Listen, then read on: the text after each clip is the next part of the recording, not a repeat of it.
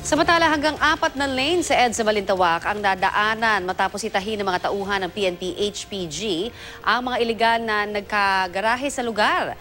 Lumuwag man ang trapiko, ilang namalengke at kargador ng paninda ang naperwisyo daw roon. Balitang hatid ni Athena Imperial.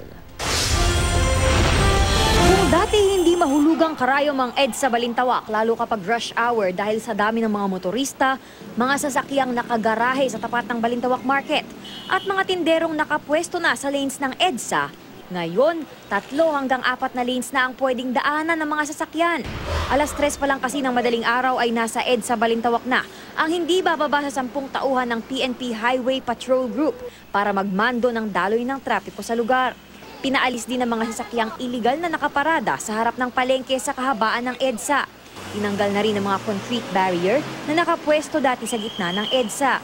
Maging ang mga tinderang nakahambalang sa daan, pinaalis din sa 2 lanes sa harap ng Balintawak Market.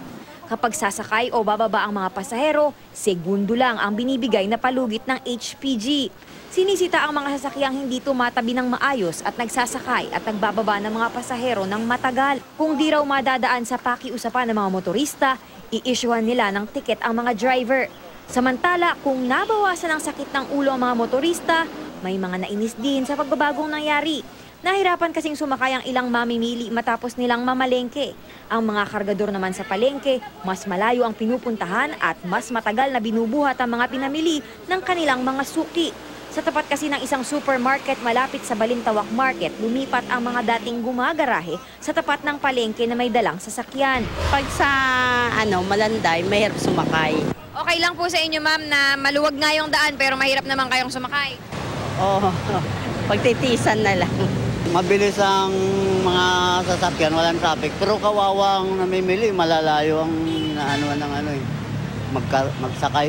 Kung ihigpit nila, yung tuloy-tuloy nila para masanay na rin ang tao mamimili kung saan. Nanghingi naman ng kooperasyon ng HPG sa administrasyon ng Balintawak Market at sa lokal na pamahalaan ng Quezon City para makontrol ang mga pedestrian at pasaherong naglalakad sa EDSA lanes. Ang tanong, araw-araw na kayang maluwag ang daloy ng trapiko sa EDSA? Sagot ng HPG. Naasahan niyo po tuloy-tuloy na ito hanggat kakayanin ng mga tropa natin. Katulong naman po natin ang MMDA na karamihan ng mga tao na nasa kalye. Katulong din po natin yung mga pulis sa districts na kung saan voluntaryo nagbigay ng mga tulong ang mga district directors nila. Athena Imperial, GMA News.